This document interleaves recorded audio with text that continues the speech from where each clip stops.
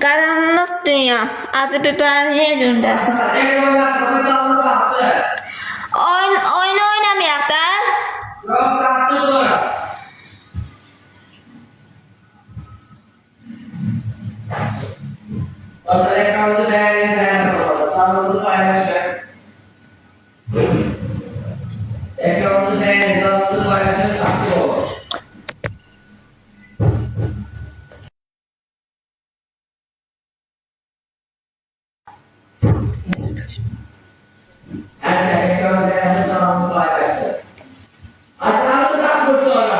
Qalxacaq. Oynatmıram. Hadi dostlar. Dostlar herkese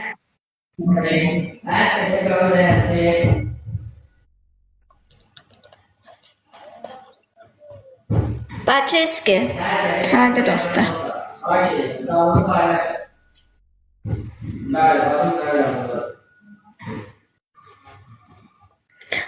Mən şey verdi. TikTok nəsə verdi mənə. Ben görüm. Ne verdi? Neçədən TikTok?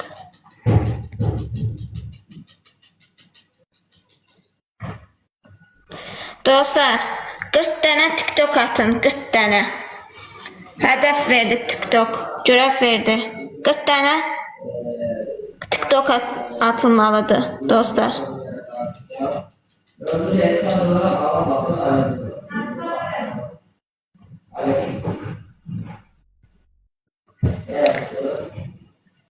Hedefin içine girin, hedefin içine girin.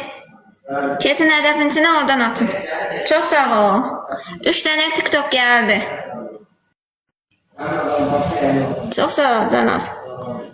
4 tane. Aslan değil, bir yaptı. O an değil mi? Bunu değil mi? Ya değil yazıklar, ne var? Onu paylaş. Onu paylaş, zamandan ağzına yok. Akılda sen onu şartlamasındasın. Diyeyim neçeden oldu? Dostlar neçeden oldu? Atıram. Hadi dostlar. Hedef. TikTok. 10 tanesi geldi. Kaldı 30'u. Ama oynayan şeyle paylaş. Olmuş. Hadi dostlar.